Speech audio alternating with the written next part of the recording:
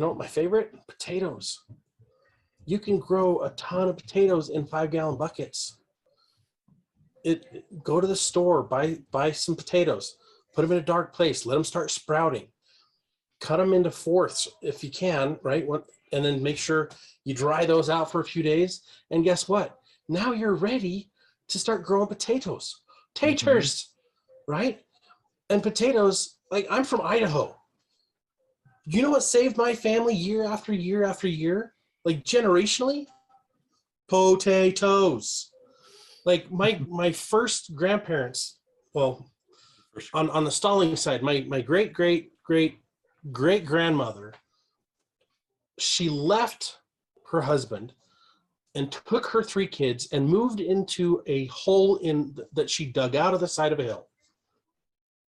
And they planted potatoes on the top of the hill.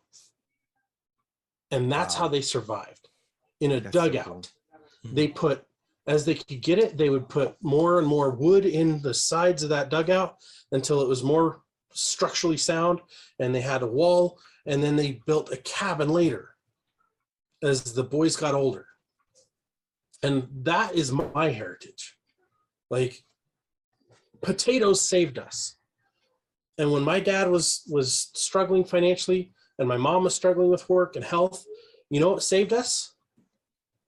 Potatoes. We had boxes, like crates of potatoes in the basement. And my dad and my mom, like, we'd do a garden every year, and we had our food storage and everything else. But like, my grandpa and grandma, every time they'd come visit from Idaho, guess what they'd bring? Potatoes. Big old bag of potatoes. 60 pounds of potatoes, 2 30-pound bags. Like, Dang. that's saved us time after time. Like, and potatoes are cheap.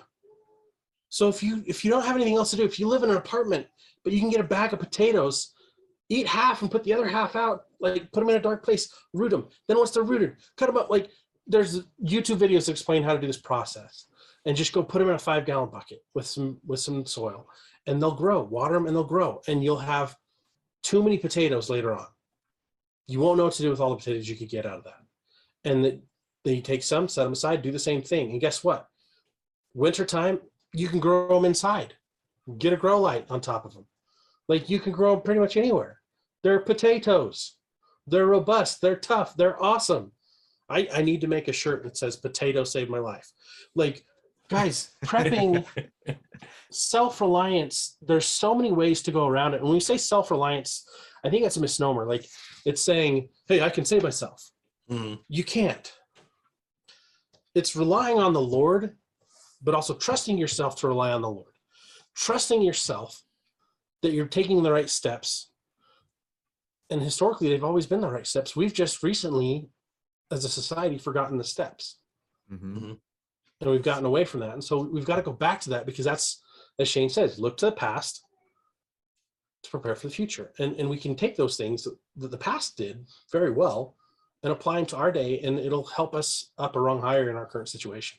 Self-sufficiency is kind of like anti-entitlement, right? I mean, it's like you say, you can't truly be self-sufficient, or you can't truly be self-reliant, but you can aim for it, and you can do your best to get there. But I know you're a big community guy, Scott. We need to rely on community. I tend to be a little more solitary, but yeah, you got like 80 kids, so you've got a community of your own. Yeah, five. Seems like 80. But I got seven, 6 other brothers and sisters. So yeah, we have community, and that's my plan for community.